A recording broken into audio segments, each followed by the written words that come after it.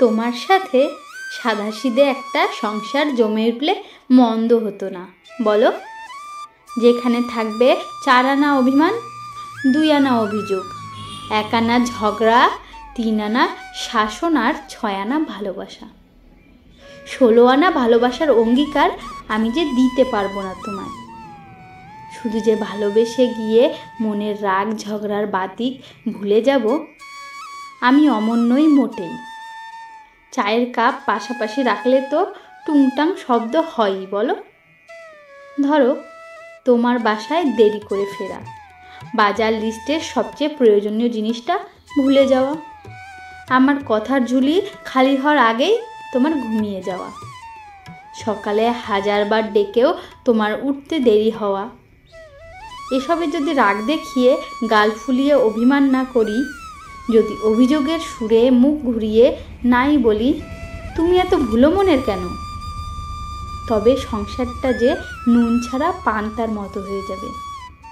সংসারে ভালোবাসার উপচে পড়া আঁচটা সমানুপাতিক রাখার জন্য বালিশ ছোড়াছুড়ি, থালাবাটির ঝনঝনের তো দরকার আছে, বলো? আবার ধরো আমার এই অগোছালো জীবন, যাবতীয় বদভ্যাস, বোকাশোকা মনটা যদি তোমার হাতে তুলে দিই, তবে তুমি কি পারবে না শাসনে তা ঠিক করে দিতে, অগোছালো জীবনটা একটুখানি গুছিয়ে নিতে, বোকাশোকা মনটাকে ভালো খারাপের পার্থক্য চেনাতে, কিংবা হাত ধরে রাস্তা পার হওয়া শেখাতে?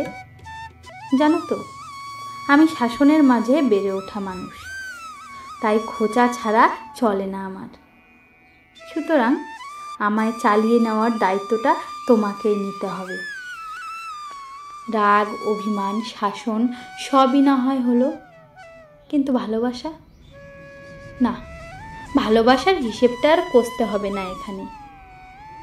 এই যে আমি রাগ দেখালাম, অভিমানে গাল ফুলালাম, অভিযোগে মুখ ঘুরালাম, আর তুমিও সুযোগে খানিকটা শাসন করে নিলে, তারপর সামলে নিতে বুক পেতে দিলে, এসবেই তো ভালোবাসা মিলে বোকা।